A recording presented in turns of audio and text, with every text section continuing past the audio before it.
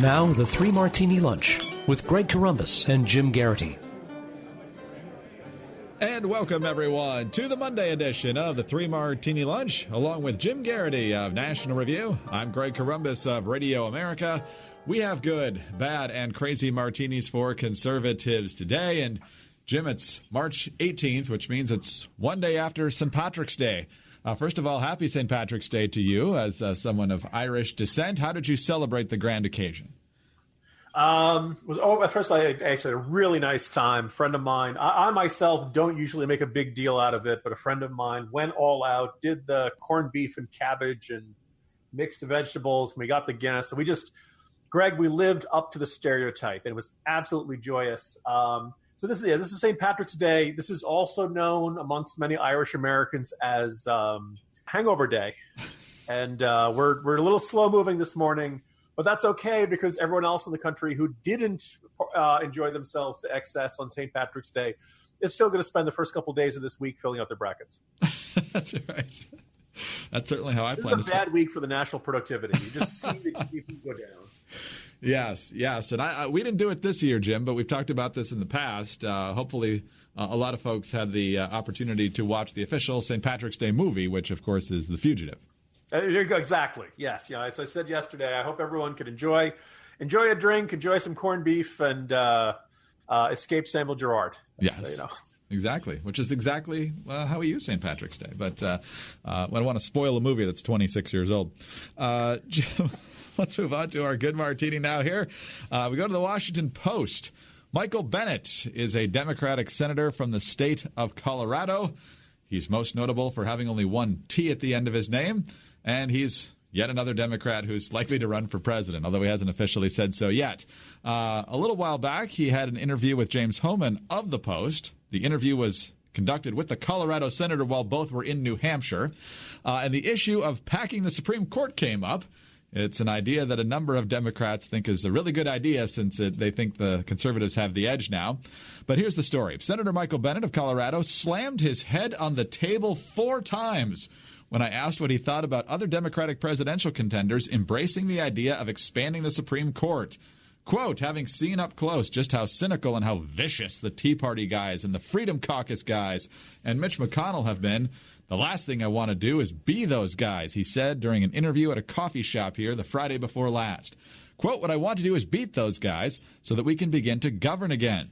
Pete Buttigieg, the mayor of South Bend, Indiana, suggested that morning during a speech in Manchester, which coincided with Bennett's first foray to the state, that the number of justices should grow from 9 to 15, with Republicans picking 5, Democrats picking 5, and those 10 justices together agreeing on the rest. Bennet, quote, I can understand Mayor Pete's frustration because he's a mayor. He comes to this with the purest intentions a person could have. I'm not sure if he spent a couple months in Washington that he'd have the same point of view. But Buttigieg is far from alone. Even some of Bennett's Senate colleagues have rushed to endorse the latest litmus test from the far left. Senators Harris, Warren, and Gillibrand express varying degrees of openness to the concept of changing the composition of the court to benefit liberals, and now O'Rourke is doing so as well. Senators Cory Booker and Amy Klobuchar, however, each express skepticism about the very idea that famously derailed Franklin Roosevelt's second term. So this is kind of becoming a litmus test for just how much of a true progressive you are, Jim. So I don't know if Senator Bennet plans to get in this thing or not. Sounds like he probably will. But the fact that he's not going completely nut job on us here probably means he's got a really bad chance of winning his party's nomination. Yeah, but I still want to give a little bit of an attaboy to Michael Bennet anyway. Yes. Just in the sense that we need more Democrats who will do this who will stand up for this. This fascinating interview. He talks about standing up when Trump said during the State of the Union, Trump says we will not be a socialist country. He says he's the first Democrat to stand up and applaud. And unbeknownst to him, that's when Bernie Sanders is scowling behind him. And Bennet has enough good sense to recognize this is a bad thing both for the Democratic Party if they want to beat Trump in 2020, and I think a bad thing for the country. And there's certain large swaths of that interview where he's making the argument about the need for the Constitution and respect for norms. And he says that's what these mechanisms are for. And, quote, we're in the process of breaking all of those mechanisms. We should think long and hard about whether we want to destroy all that, whether we think that we should live in a world where they have their version of one-party rule for a while, and then we substitute it with our version of one-party rule. To me, that seems like a really bad answer. Greg, can you think of anything that would be more likely to doom you in a Democratic primary? I mean, this is spectacularly not what the Democratic base wants to hear, and good for him. And look, maybe there are enough people in the party who don't like this, who recognize the dangers of this, who recognize that this has turned into not just a race for the left, but who can make the biggest, wildest, boldest promise of that sort of thing. The anecdote about his head going down when he just hears about the court packing or sudden sweeping overhauls to the nature of the Supreme Court. I think Michael Bennet is probably going nowhere. I think it's very interesting in the interview. He kind of loosely acknowledges the fact that the governor of Colorado, the recently departed governor of Colorado, John Hickenlooper, is also running. And he says, it's not going to be an issue if the two of us are running. We're two very different people. And Homan kind of says, well, actually, you're kind of taking the same temperamentally, ideologically, geographically. You're actually very similar. But we'll say, look, maybe we're seeing the little bit of antibodies within the Democratic Party start to kick in and recognize this mentality that's on the left right now is one, going to cost them the 2020 election, but two, the vision of reparations, total government control of the economy through Green New Deal, open embrace of socialism, demonization of Israel, and in some cases overt anti-Semitism. Look, that's not just not your father's Democratic Party. That's not America. That's just that's a completely different country, and it's just reassuring to see that Bennet is as recoiling from that as much as we are. Yeah, I hope so. Some people think that this is just designed to bait Trump into basically saying, "Hey, good idea. I'm going to add 5 justices right now," and then he looks like the crazy one. Or else they really do think this. And given where the Democrats are on the issues you just mentioned with the Green New Deal and elsewhere, reparations is now another one that's entered into the debate. Maybe they are serious about this, which is absolutely ludicrous. So it's worth noting that there's, and this is kind of a foreshadowing one of our future martinis here. So over the weekend, the attitude was, wow, what a terrible rollout for Beto O'Rourke. By the way, it's Beto. It's not Beto. So apparently I've been mispronouncing it the whole time. But anyway, Beto has been maybe Beto's not going to be the flavor of the month. Maybe he stumbled. Maybe he missed his moment. And then he raised $6.1 million on his first day. So the perception of what Democrats want and are talking about in the Twitter class, shall we say, can sometimes be wrong. And so we'll have to see, once people actually start polling and everybody's seen them on a debate stage, maybe the Democrats will be more sane than we expect, Greg. But wouldn't count on it. Yeah. I call him Beta. I know it's Beto now, but I can't think of anyone who's more non-alpha than O'Rourke, because every accomplishment in his life is he chalks up to white privilege, so he'll be Beta. Yeah, if this was his name, if you came across the character with this name in a novel, you'd be like, all right, author, come on. That's a little on the nose, don't you think?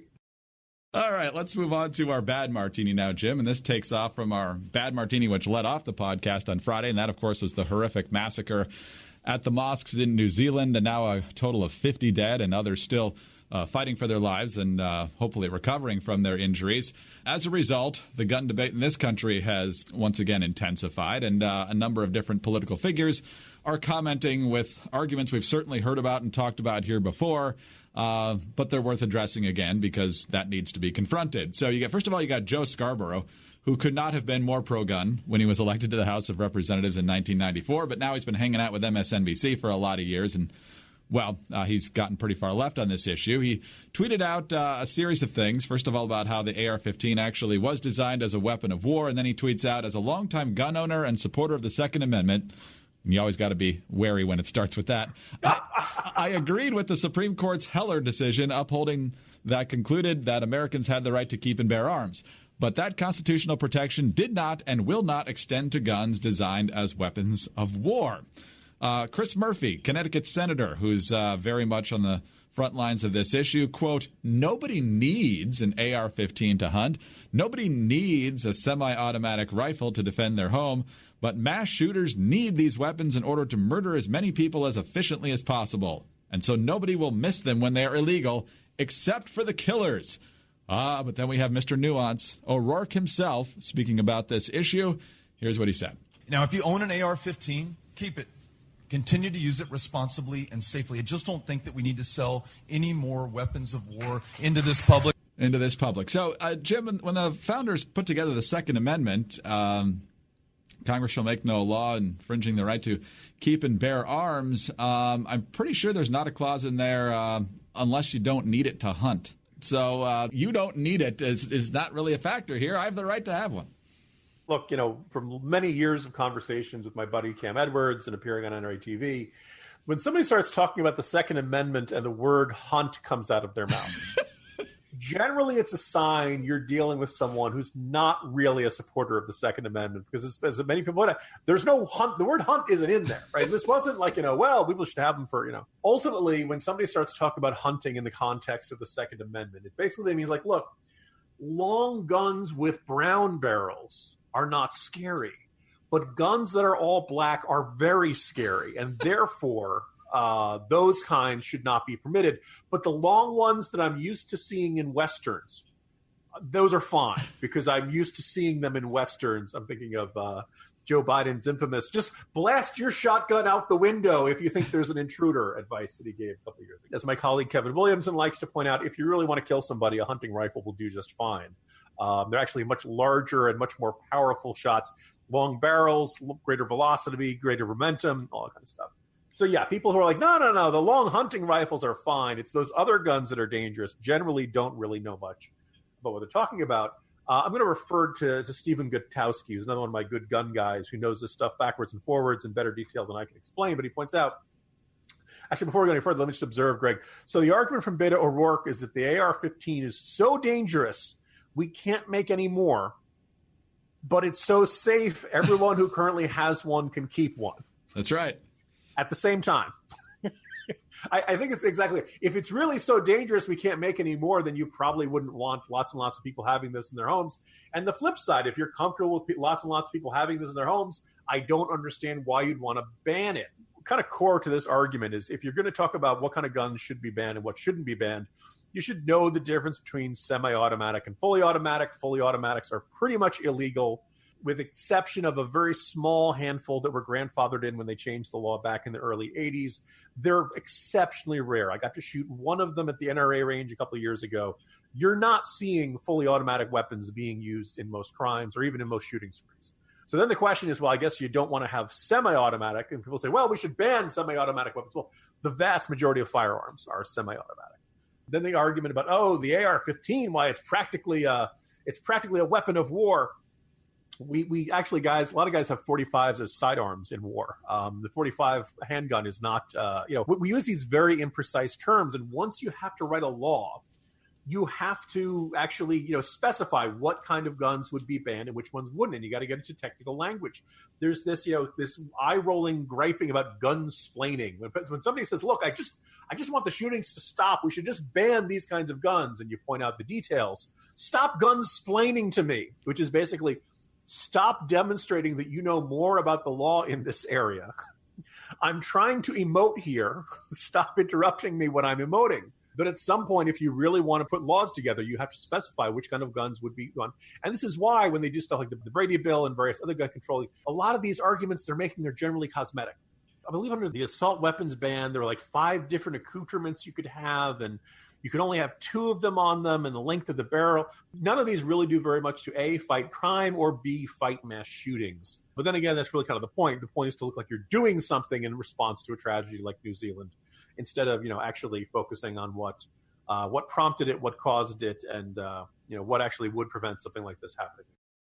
All right, let's move on to our crazy martini now, Jim. And this one also deals with New Zealand. If you were to ask a rational person who's been following this story to any degree, you would say, who's responsible for this massacre? And most sane people would say, the person who shot all those people.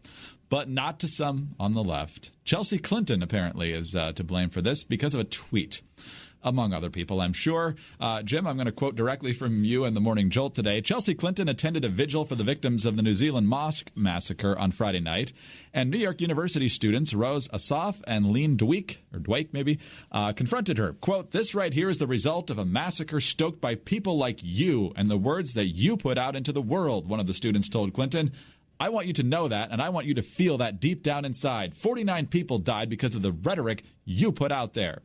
The argument is that because back on February 10th, after Congresswoman Ilhan Omar contended that AIPAC money controlled the views of members of Congress, Chelsea Clinton tweeted, quote, "Co-signed as an American, we should expect all elected officials, regardless of party, and all public figures to not traffic in anti-Semitism.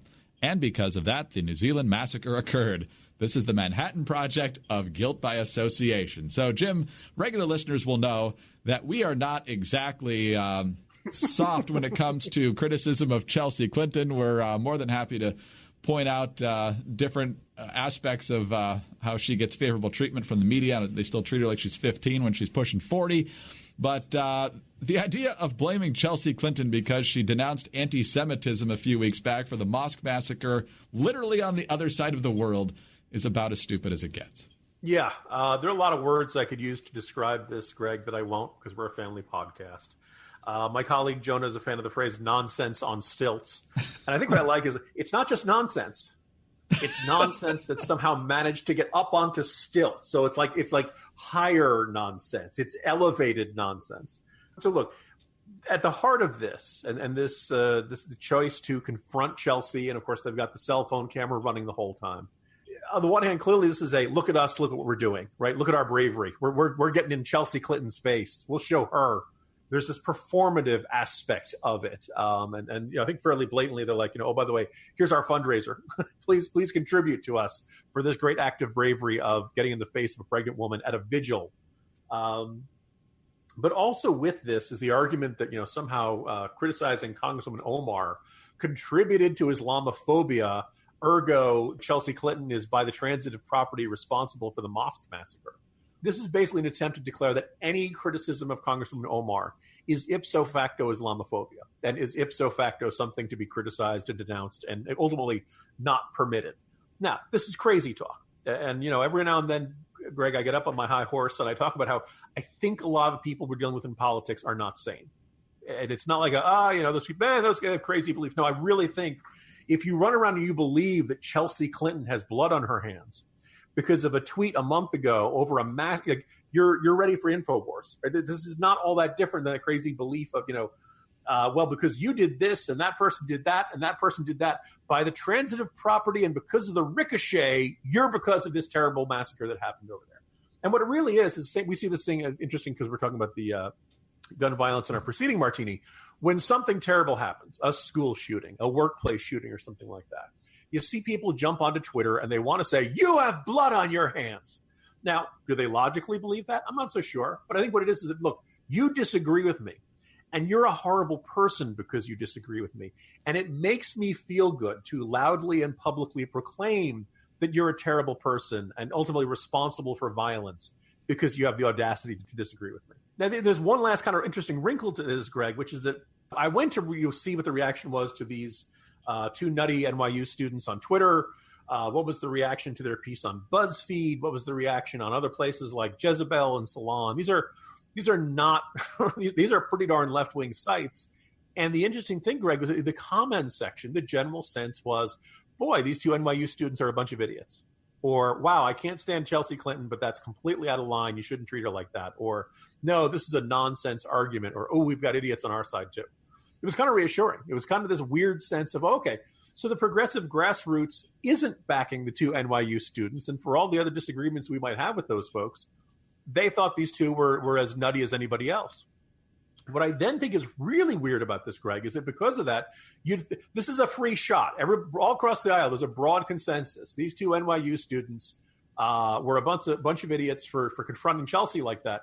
They ended up not, but the only person who came out and said, don't do that, was Bill de Blasio.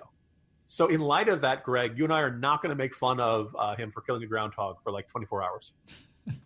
We always talk about our molecule of respect. That's our one little bit of throw. Hey, good job, Mr. Mayor. I'll take it easy on you for a little bit.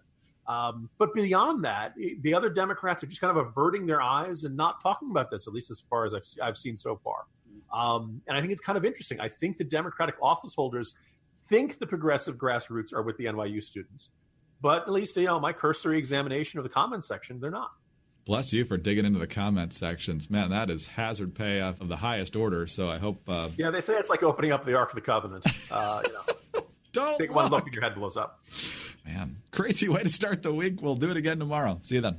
See you tomorrow, Greg. Jim Geraghty of National Review. I'm Greg Corombos of Radio America. Thanks for being with us today. And be sure to tune in again on Tuesday for the next 3 Martini Lunch.